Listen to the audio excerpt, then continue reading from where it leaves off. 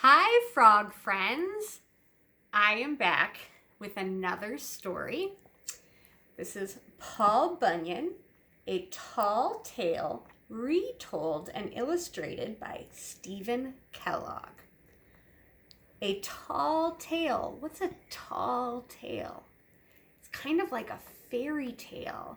It's a story that maybe isn't completely true, but it maybe explains something around us that we couldn't understand completely without a story.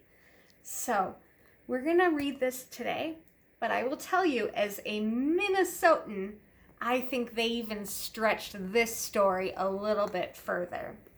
We, as Minnesotans, we know that Paul Bunyan is from here. But Stephen Kellogg stretched the truth a little bit further and says Paul Bunyan is from Maine. I know that's just hogwash. So, Stephen Kellogg is the author and the illustrator of this book. So, what do we know about the author? The author writes the words. The author writes the words. Hi-ho, the dairy-o, the author writes the words. What do we know about the illustrator? The illustrator draws, the illustrator draws. Hi-ho, the dairy-o, the illustrator draws. Very good. Now let's talk about the book a little bit. This is the front of the book. This is the back of the book, and this is the spine of the book, and all together this is the cover of the book. And we are gentle with the cover of the book because that's what protects what is inside. Okay, so let's get cracking. Paul Bunyan by Stephen Kellogg. Okay. Ooh, look at what we have here. We have a very large baby. The Bunyans welcome Paul, born today, July 4th at 6:25 a.m. Weight, 156 pounds. Oh my goodness. And look at all the kitty cats. I love kitty cats.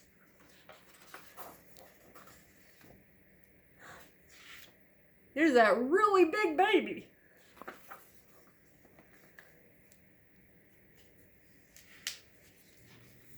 There's a really big baby. Paul Bunyan was the largest, smartest, and strongest baby ever born in the state of Maine, Minnesota. Even before he learned to talk, Paul showed an interest in the family logging business. He took the lumber wagon and wandered through the neighborhood collecting trees. He looks like he's just picking up that tree all by himself. My goodness. There were so many complaints about Paul's visits that his parents anchored his cradle in the harbor. They tied him down in the harbor. Look at that tree. He picked up that tree, crashed right into the building. All was well until Paul started rocking the cradle and stirring up waves. After his parents had paid for the damage, they decided to move to the backwoods where life would be more peaceful. What is he doing? He's rocking his cradle and he's causing waves, and those waves are causing the ships to crash into the buildings? Wowzers! He is one tough baby. Paul loved his new wilderness home. He soon grew into a sturdy lad who was so quick on his feet, he could blow out a candle and leap into bed before the room became dark. Every day he joined his forest friends in their sports. He raced with the deer and wrestled with the grizzlies. What's he doing? He's wrestling with bears. One morning, Paul awoke to find the world under a blanket of blue snow. He heard a moan from inside the snowdrift, and there he found a shivering ox calf. Paul adopted him and named him Babe. Look at that little tiny ox. Both Paul and Babe began growing at an astonishing rate, but the ox never lost the color of the snow from which he'd been rescued. As the years passed, the two of them proved to be extremely helpful in the family business. At 17, Paul grew a fine beard, which he combed with the top of a pine tree. By this time, other settlers were beginning to crowd into the Maine woods. Paul felt an urge to move on. He said goodbye to his parents and headed west. Paul wanted to cross the country with the best lumbering crew available. He hired Ole, a celebrated blacksmith, and two famous cooks, Sourdough Slim and Cream Puff Fatty. Then he signed up legendary lumbermen like Big Tim Burr, Hardjaw Murphy, and the 7 Hackett brothers. We see 7? Let's count. 1, 2, 3, 4, 5, 6, 7. There's all the Hackett brothers. Paul put the camp buildings on wheels so that Babe could haul them from one forest to another. As soon as he had cleared the land, pioneers moved in to set up farms and villages. On the far slopes of the Appalachian Mountains, several of Paul's men were ambushed by a gang of underground ogres called gumbaroos. Paul grabbed the camp dinner horn and blew a thunderous note into the gumbaroos' cave, determined to blast the meanness right out of them. Here's the ogre's arms. You see that? To Paul's dismay, the gumbaroos responded by snatching the entire crew. A wild, rough and tumble rumpus began inside the den. Oh my goodness, what's happening? Who's that? Babe.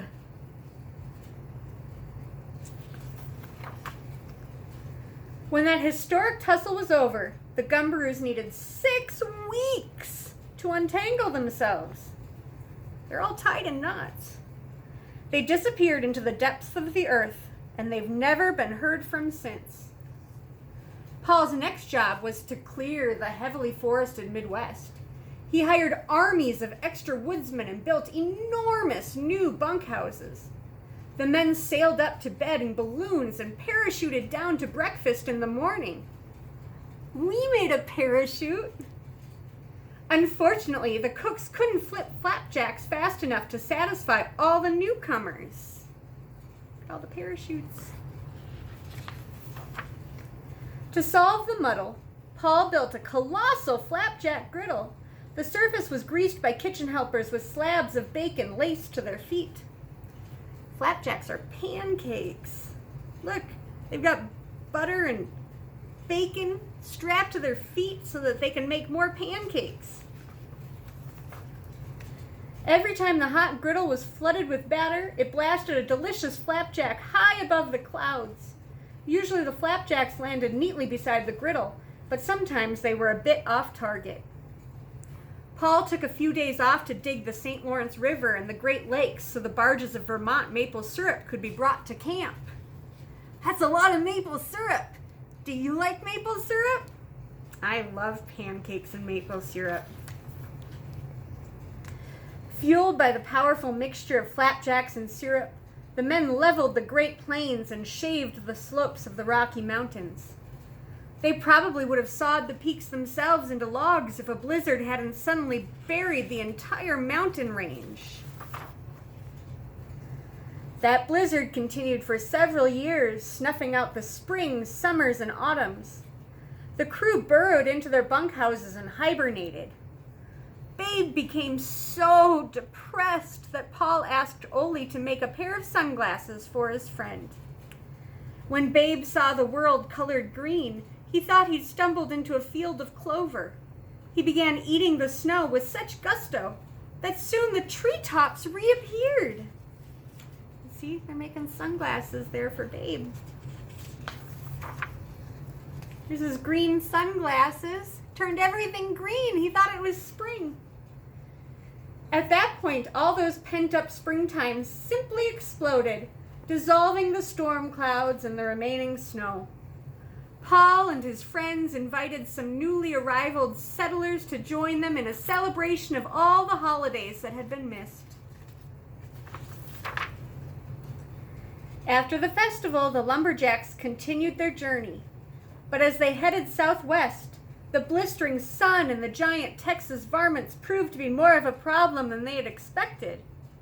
Travel became so difficult that some of the men began to speak longingly of being buried by a blizzard or bear-hugged by a gumbaroo. While crossing Arizona, the griddle curled up like a burned leaf and the batter evaporated. Deprived of their flapjacks, the lumbermen became weak and discouraged. Paul's great axe fell from his shoulder, gouging a jagged trench, which today is known as the Grand Canyon. Oh, he was feeling sad and he dragged his axe, and that made the Grand Canyon. Maybe your mom or your dad could show you a picture of the Grand Canyon. Disaster seemed certain until Paul came up with a desperate plan. He headed east and found a family that could sell him a barn filled with corn. Babe galloped it back across the desert. When the flaming sunrise hit the barn, it exploded, and the lumbermen awoke to find themselves in a raging blizzard of popcorn. Dizzy with joy, they pulled on their mittens and began blasting each other with popcorn balls. It's not snowballs, it's popcorn balls. That's so silly. A westerly wind kept the cooling clouds of popcorn swirling around Paul and his crew until they crossed California and reached the Pacific Ocean. Paul Bunyan picked up a whale! Wowzers! And Babe's still wearing his green sunglasses.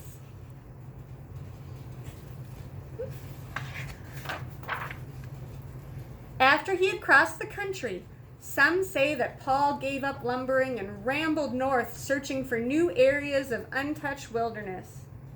With the passing years, Paul has been seen less and less frequently. However, along with his unusual size and strength, he seems to possess an extraordinary longevity. Sometimes his great bursts of laughter can be heard rumbling like distant thunder across the wild Alaskan mountain ranges, where he and Babe still roam. That was a fun story. Maybe I'll have to look and see if I can find some pictures of me posing by Paul Bunyan and Babe in downtown Bemidji. If you have any pictures of you in front of Babe and Paul Bunyan, maybe you could post them too. Have a wonderful afternoon, my friends, and Chloe and I will look for a couple more stories. Maybe Teacher Amanda or Teacher Anna can find some stories. And if you have any suggestions for stories, we'd be happy to read them. So have a great afternoon, friends. Talk to you later.